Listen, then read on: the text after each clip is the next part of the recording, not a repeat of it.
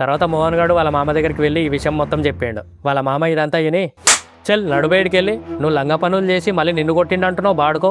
ఆడు కొట్టడంలో తప్పు లేదు, నేనుంటే సాగు కొడుతుండే నిన్ను. గమ్మున ఆ పిల్ల నెంబర్ డిలీట్ చేసి నీ పని నువ్వు చూసుకో, లేదంటే సాయంత్రం ఇంటికి వచ్చి మీ అమ్మకి చెప్తా కొడుక. వీళ్ళు చేసిన ఈ తప్పుడు పనులకి వాళ్ళ ఇంట్లో కూడా వాడిని తిడుతున్నారని అర్థం చేసుకున్నాడు.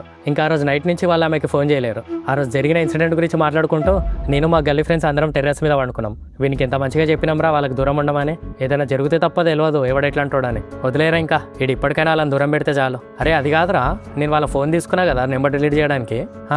ఆమె కాల్ హిస్టరీ చూస్తే ప్రతి కాల్ లిఫ్ట్ చేసిందిరా ఆ పిల్ల కూడా. అన్నోన్ నెంబర్ అనుకున్నప్పుడు లిఫ్ట్ చేయకుండా ఉండొచ్చు కదా ఆమె కూడా.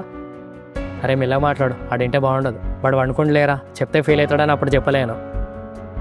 నెంబర్ బ్లాక్ చేస్తే అయిపోయేది ఆ పిల్ల కూడా. నేను చూసినారా ఆ కాల్ హిస్టరీ, మళ్ళీ లిఫ్ట్ చేసి 5 to 10 minutes వరకు మాట్లాడింది. అంతసేపు తెలియని వాళ్ళతో ఏం మాట్లాడతారా? నువ్వు ఏమైనానో వాళ్ళది ఎంత తప్పు ఉందో ఆ పిల్లది కూడా అంతే తప్పు ఉంది.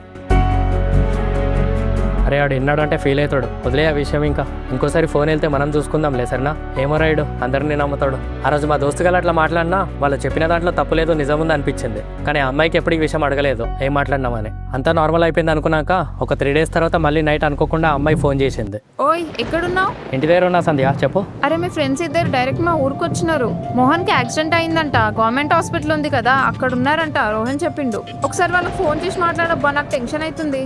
వాళ్ళు నీకు మళ్ళీ ఫోన్ చేసినారా? అయినా నువ్వు ఎందుకు వాళ్ళ ఫోన్ లిఫ్ట్ చేస్తున్నావు? అది కాదు, వాళ్ళు ఇక్కడికి వచ్చినామన్నారు. నాకు ఏం చేయాలో అర్థమైతలేదు. మాట్లాడు ఒకసారి వాళ్ళతోని ప్లీజ్. సంధ్య కొడుకులు ఈ టైంలో ఫోన్ చేసినారంటే తాగేసి ఉంటారు. వాళ్ళ మాటలు వినకు నువ్వు, అవన్నీ కథలాలయ్యి. ఒకవేళ యాక్సిడెంట్ నిజమైతే మరి వాళ్ళు నా గురించి ఇక్కడికి వచ్చి ఇట్లా అవ్వడం నాకు నచ్చదు. నువ్వు నన్ను నమ్ముతావా వాళ్ళని నమ్ముతావా? వదిలేని చెప్తే అర్థం కాదా? అట్లా అనగానే కోపంతో ఫోన్ కట్ చేసింది. ఆ రోజు జరిగిన ఇన్సిడెంట్ వల్ల ఆ అమ్మాయి కూడా నెక్స్ట్ డే నుంచి నాతో సరిగ్గా మాట్లాడడం మానేసింది. తప్పు నా సైడ్ ఉంది కదా అని నేను కూడా ఎక్కువ అడగలేకపోయినా. ఇంకా మా స్కూల్ దోస్తుగాళ్ళు రోహన్ మోహన్ గాళ్ళని అయితే మొత్తం దూరం పెట్టేసిన. అట్లా ఒక 4 months అయిపోయింది. తర్వాత ఒకరోజు సడన్గా అమ్మాయి వాళ్ళ మేనమామ మా ఇంటికి వచ్చాడు. ఏమైందన్నా ఎందుకు కొడుతున్నావు? రోహన్ అంటే ఎవడు? మీ ఫ్రెండేనా? అన్న మా స్కూల్ దోస్తుగాడు. ఏం జరిగింది? అడు మా సంధ్యాన్ని తీసుకెళ్ళిపోయాడు. ఏం చేసినారు ఇద్దరు కలిసి మా ఇంటి అమ్మాయినే?